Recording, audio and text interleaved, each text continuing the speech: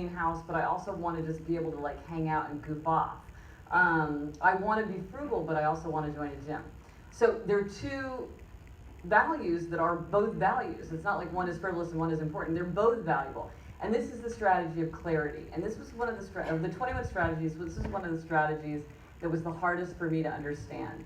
But it is the idea that when we know what we are expecting of ourselves, when we really thought through what is our value in this particular situation, it's much easier to stick to a habit because you're describing something that so many people feel. I am in a situation and I think about it, but everything's tangled up with everything else, and like it seems like they're irreconcilable, and yet I just am spinning because how do I come to a balance? And the strategy of clarity is that you really need to sit down and think and decide, in this situation, what is the more important value? What would make you happier? To keep those things or to have the space of getting rid of those things? And you have to decide, because you're paralyzed until you have that clarity. And once people have clarity, it's amazing how much easier it is. But the thing about clarity is that sometimes it can be a little painful, because you have to admit that you can't have both things. Like an example that I love is a friend of mine, sort of a fabulous, glamorous New York City type. So she had a baby, and she was saying to me, "Oh my gosh, like my husband and I are just not getting enough sleep. We're just dying."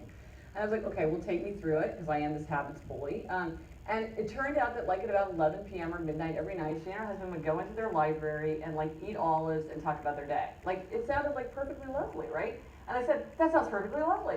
And she said, "We've got to sleep. We can't. Why are we doing that?" And I pushed her, and I was like, "Well, why are you doing it?"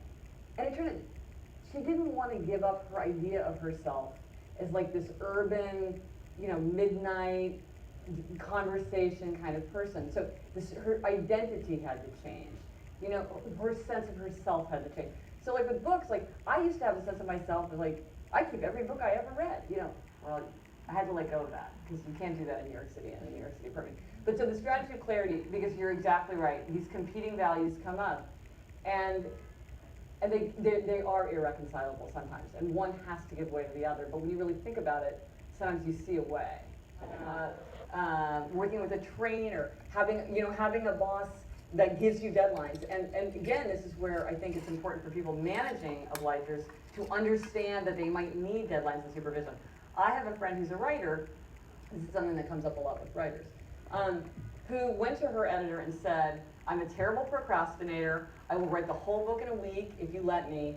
Please give me deadlines along the way. Convince me that they're real. Hold me to them. And that is the way I'll get this book written." And what did her editor do?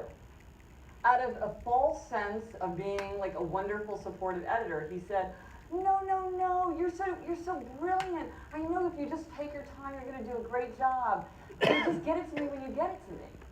So then she wrote the whole book in 3 weeks and was very upset about it, because she's like, if I had started earlier and gave myself more time, it would have been so much better.